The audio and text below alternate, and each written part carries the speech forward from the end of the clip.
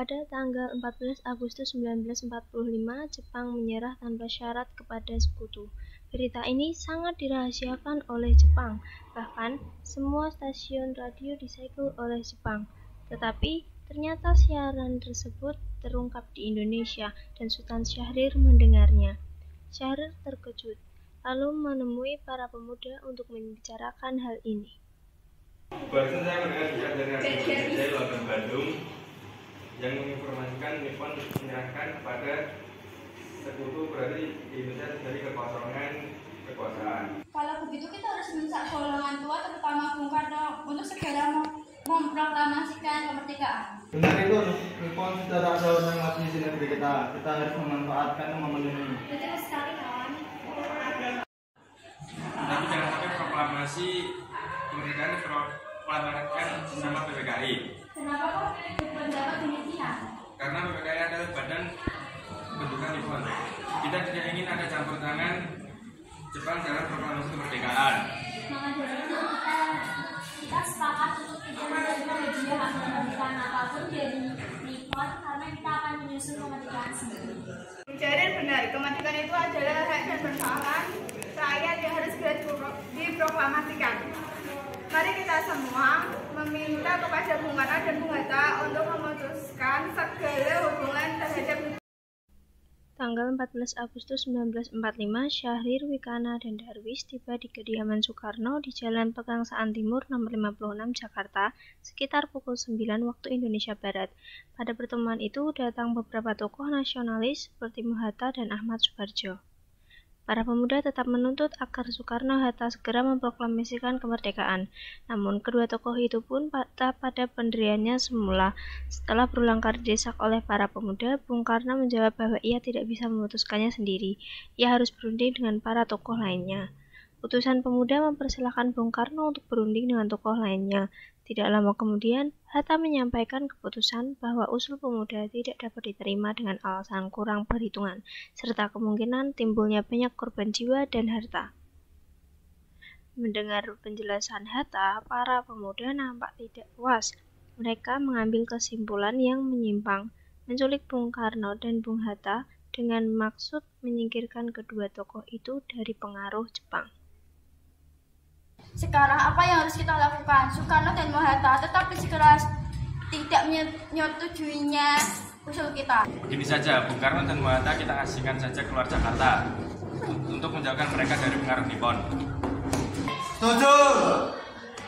Tapi yang saya bingungkan, kita akan membawa kedua tokoh nasionalisme itu kemana? Kita serahkan saja tugas ini kepada Singgi dan Latif Hendrianingrat. saya kira akan saya pikirkan dahulu. Bagaimana kalau kita bawa mereka berdua ke Rengas Dengklok dekat Karawang? Benar, apakah menyetujuinya? Bagus, kami setuju dengan rencana tersebut. Pukul 4 dini hari tanggal 16 Agustus 1945, Soekarno dan Hatta oleh utusan pemuda dibawa ke Rengas Dengklok. Aksi penculikan itu sangat mengecewakan Bung Karno. Assalamualaikum. Waalaikumsalam. Ada apa ya malam-malam begini tertarik kemarin? Maaf Bu, kami tidak bermaksud mengganggu. Tapi ada hal penting yang harus kami bicarakan dengan Bung Karno. Tidak apa-apa, mari silakan masuk. Sebentar ya, saya panggilkan Bapak dulu.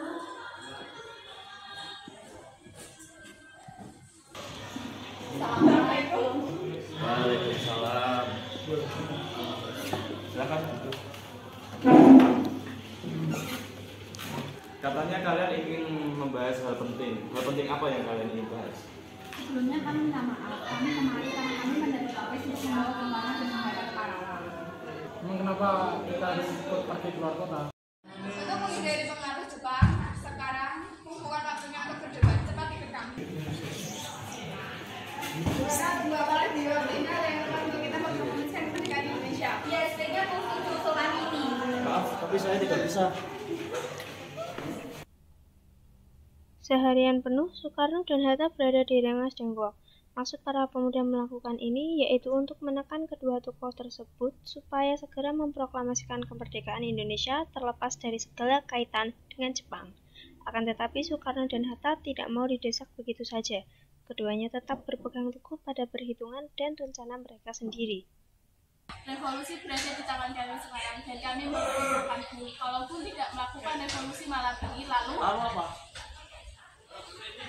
Di dalam peperangan dan revolusi adalah saat yang tepat. Di Saigon, saya sudah merencanakan semua pekerjaan ini untuk saya siapkan untuk tanggal 17. Mengapa justru diambil tanggal 17? Mengapa tidak sekarang saja tanggal 16? Saya seorang yang percaya pada mistik. Saya tidak dapat menerapkan dengan pertimbangan akal mengapa tanggal 17 lebih memberi harapan kepadaku. Akan tetapi, saya merasakan di dalam kalbuku bahwa itu adalah saat yang baik. Selanjutnya, Soekarno-Hatta dibawa kembali ke Jakarta pada pukul 2 pagi atau 8 jam sebelum proklamasi. Mereka singgah di rumah Laksamana Muda Tadashi Maeda, Kepala Penghubung Angkatan Laut dan Angkatan Darat Tentara Kekaisaran Jepang. akan tugas kalian. Saya akan menjadi keselamatan yang baik. Terima kasih. Soekarno, Hatta, dan Soebarjo mulai merancang teks proklamasi di ruang makan rumah Laksamana Maeda, sedangkan para pemuda yang lain berada di luar untuk menunggu teks jadi. Bagaimana nih Bung? Kita tidak ada yang membawa teks proklamasi yang waktu itu pernah kita tulis. Tata bahasa Bung yang paling bagus. Bagaimana Bung kalau yang menuliskan itu? Tapi Bung yang menuliskan itu. Baiklah, ada kertas? Sebentar.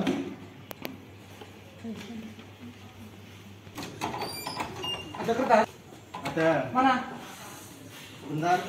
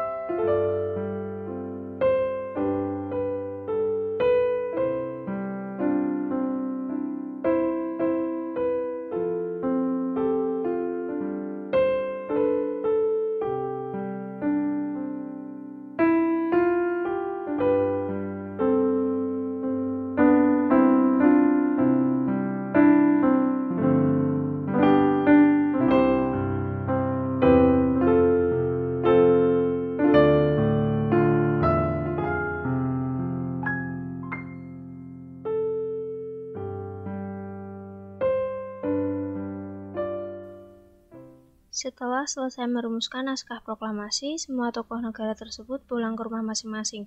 Sementara itu, Soekarni pergi menemui Syahrir di rumah Syahrir. Syahrir, teks proklamasinya sudah siap. Tanggal berapa sekarang? 17 Agustus. Bagus, tolong bantu sebarkan berita ini.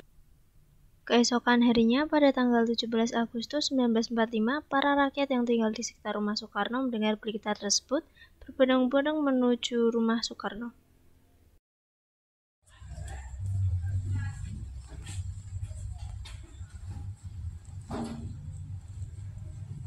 Tadi Dendra melapor. Rakyat sudah menunggu. Apa Bung sudah siap? Hatta sudah datang. Belum Bung. Saya tidak mau keluar sebelum Hatta datang. Tak lama kemudian, Hatta datang disambut dengan semangat para rakyat yang berkumpul di depan rumah Bung Karno.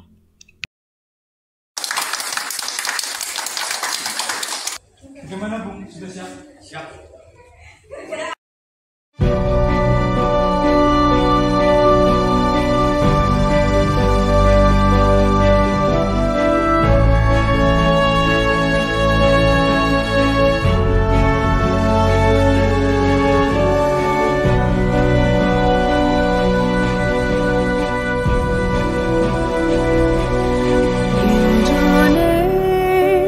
Tanah air beta, pusaka abadi nan jaya, Indonesia sejak dulu. Saudara-saudara sekalian, kita semua akan menyaksikan peristiwa penting dalam sejarah. Berpuluh-puluh tahun, bahkan beratus-ratus tahun, bangsa Indonesia telah berjuang untuk kemerdekaan tanah air ini. Sekarang, tibalah saatnya kita mengambil alih nasib bangsa dan tanah air di tangan kita sendiri. Saudara-saudara, dengan ini dengarkanlah proklamasi kami. Proklamasi kami, bangsa Indonesia, dengan ini menyatakan kemerdekaan Indonesia. Hal-hal yang mengenai pemindahan kekuasaan dan lain-lain diselenggarakan dengan secara seksama dan dalam tempo yang sesingkat-singkatnya. Jakarta, 17 Agustus 1945. Wakil-wakil bangsa Indonesia. Soekarno, Hatta. Indonesia sejak dulu.